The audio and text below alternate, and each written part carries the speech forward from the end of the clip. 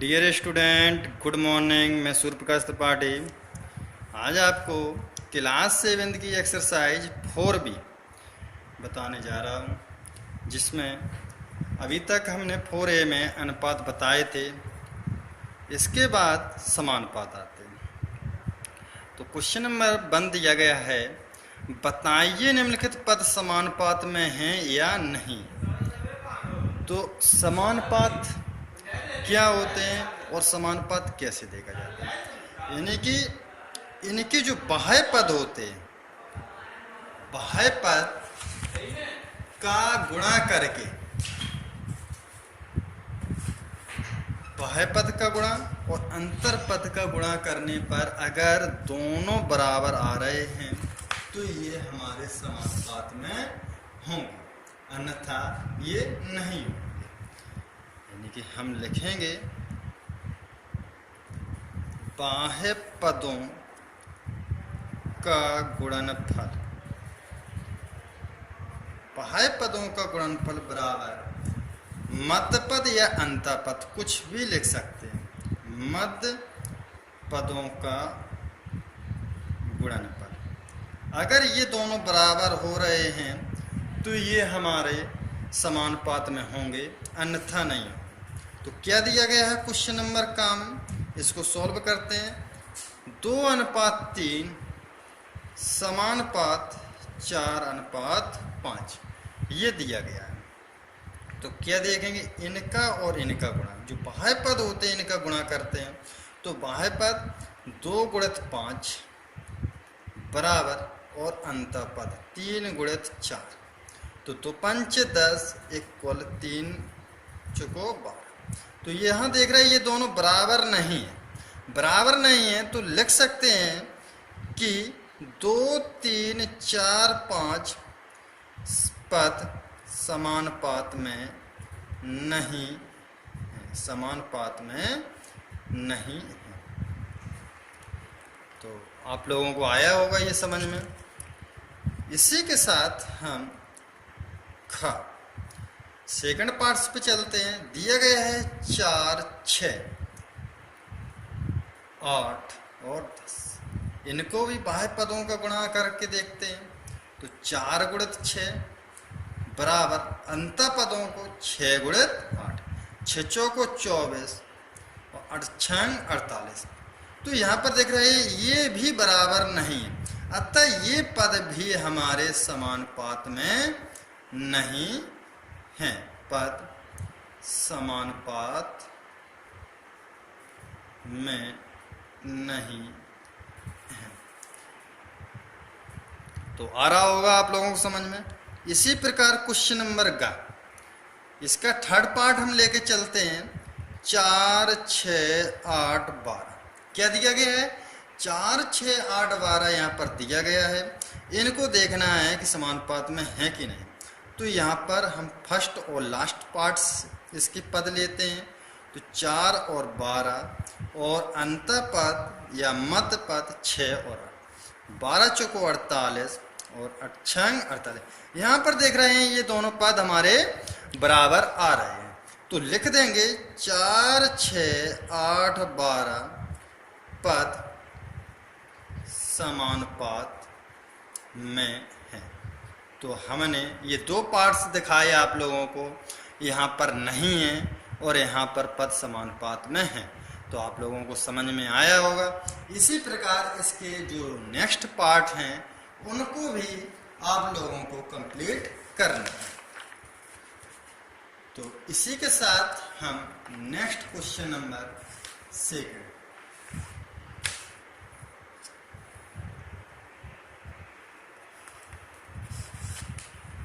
Question number 2 में दे रहा है कि निम्नलिखित कथनों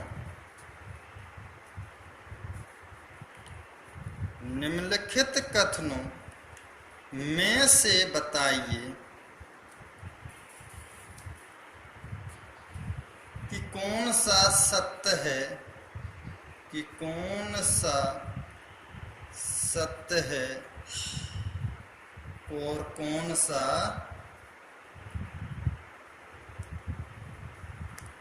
असत्य। ये दिखाना है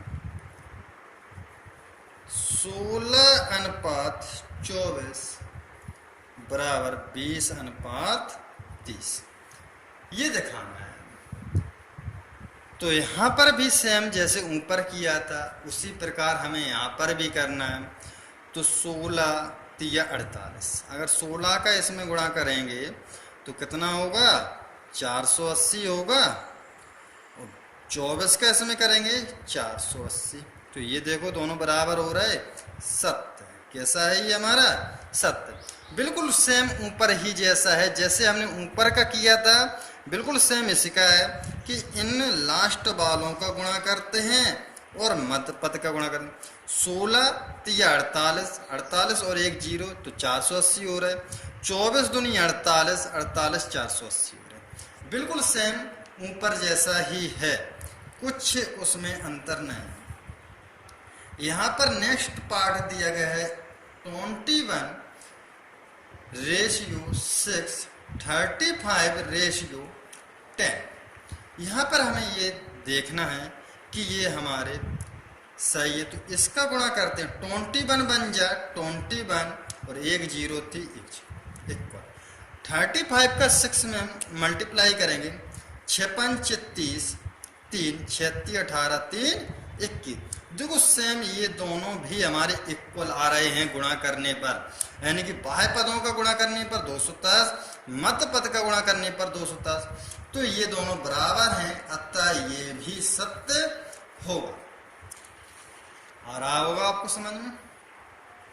तो ये हम क्वेश्चन नंबर 2 इस प्रकार है। नेक्स्ट देखते हैं गा, दिया गया है 12 रेशियो 18 इक्वल 28 रेशियो 12।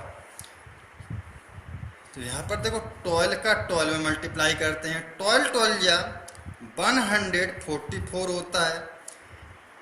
18 का 28 में हम मल्टीप्लाई करते हैं। 18 8 जा 144, 18 8 जा 144, 14 कैरी आई, 18 2 जा 36, 36 और 14 50 होते हैं। 504, तो यहाँ पर 144 और यहाँ पर 504, तो ये इक्वल नहीं हो रहा है, अतः ये हमारा कैसा है असत्य।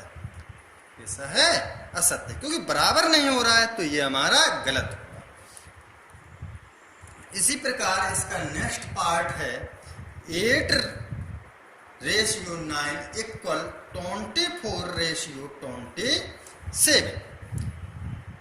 यहाँ पर 8 का हम 27 मल्टीप्लाई करते हैं। 68 56 5, 8 दूनी 16 5 21, 9 चौको 36, 9 दूनी 18, 18 3 21।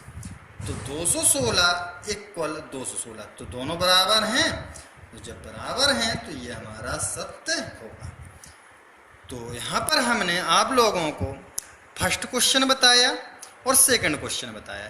तो इन दोनों को आप अपनी फेयर नोटबुक में अच्छे से सॉल्व करेंगे, और कोई भी आप लोगों को कमी आ रही हो कि हमें ये समझ में नहीं आया, तो आप लोग एक बार पुनः पूछ सकते हैं, तो हम आपको और थोड़ा अच्छे से डिटेल में आपको बता देंगे, या फ़ोन करके किसी भी माध्यम से आप हमसे संपर्क कर सकते हैं। तो आज के लिए सिर्फ इतना ही। आप सभी का दिन शुभ हो। धन्यवाद।